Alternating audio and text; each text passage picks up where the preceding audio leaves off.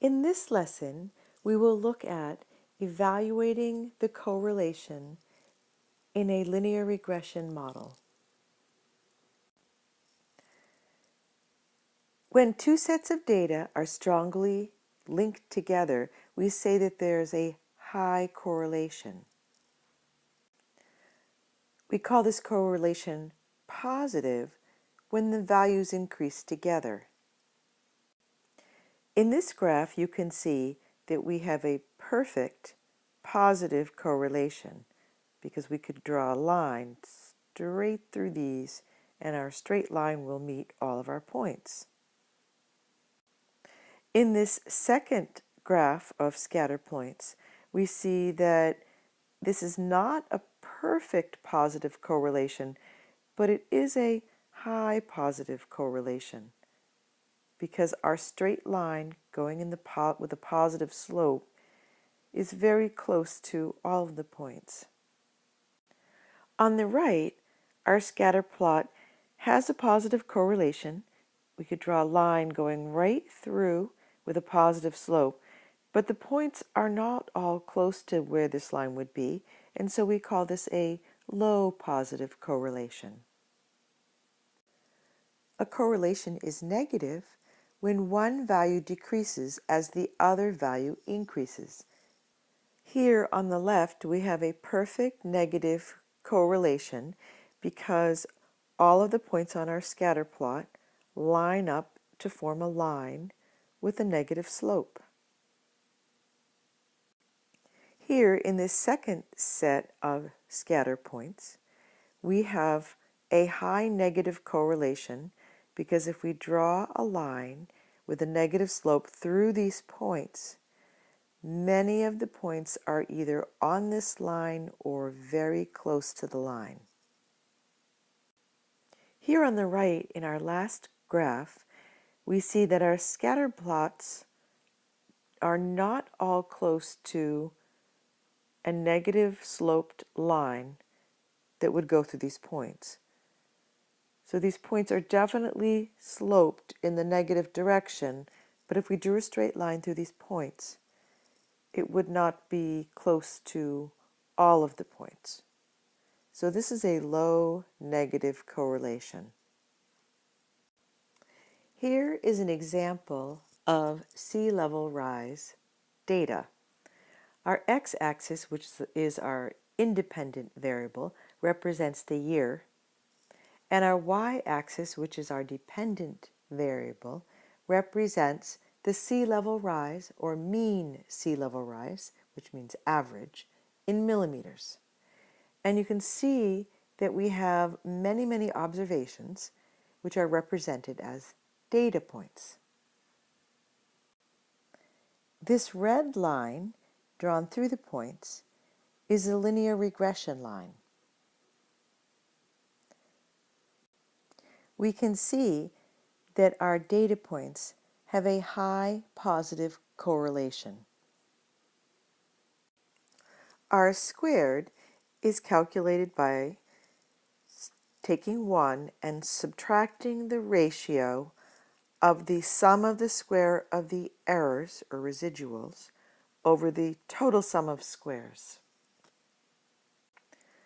R² is also referred to as the coefficient of determination.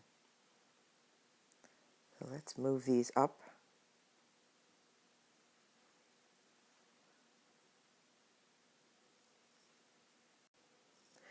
R² is the proportion of variation that is explained by the regression model. We use R² to determine the goodness of fit of our data to a regression model. Here is an equation for the adjusted R². In this expression on the right, we have n, which is equal to the number of points, and there is a p here, which represents the number of regression coefficients, including the y-intercept. This equation adjusts R² for the number of coefficients in the model. Here we have the 7 graphs from before. They're all scatter plots. In this first top one, we have no correlation. And so we would say that for that graph, r squared is equal to 0.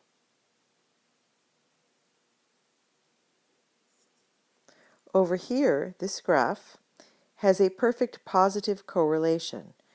If we drew a line, a linear regression best fit line through these points, the line would touch all of the points.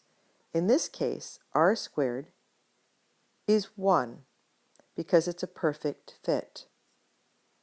Again, we have another perfect fit, yet it is a negative correlation. If we drew a line with a negative slope through here, the best fit line would touch the points, all of the points. So r squared for this graph is also equal to 1. If we look at these two graphs, this one where we have a high positive correlation, the value of r squared will be close to 1. The low positive correlation will have a value of r squared that is not close to 1. A high negative correlation that we see here is going to give an r squared value that is close to 1, and a low negative correlation will give an r squared value that is not close to 1. Here we have a graph of the scatter points, which are of the noontime temperatures in degrees Celsius for any given day and the corresponding ice cream sales. And on top of it, superimposed on top of our scatter plot data, is our best line of fit. We can see that this is a positive correlation. When we interpolate, what we do is we're finding a value inside our set of data points.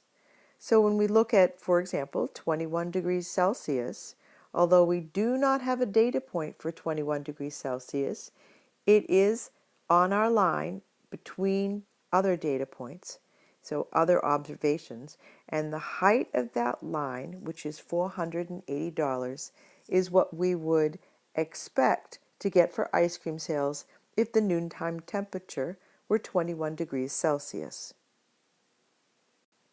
In this figure, we again have our observations for temperature in Celsius at noon versus ice cream sales for that day. Now we're going to extrapolate. Extrapolation is where we find a value outside of our set of data points. So here we can see our last data point, which ends, just below 26 degrees Celsius, but we want to know what would the ice cream sales be at 29 degrees Celsius. Again, we don't have a data point for that value. We're outside of our data points. And what we do is we follow all the way up to our trend line and find the height and discover that we would estimate that the sales for the day when the temperature is 29 degrees Celsius at noontime would be $750 for the day.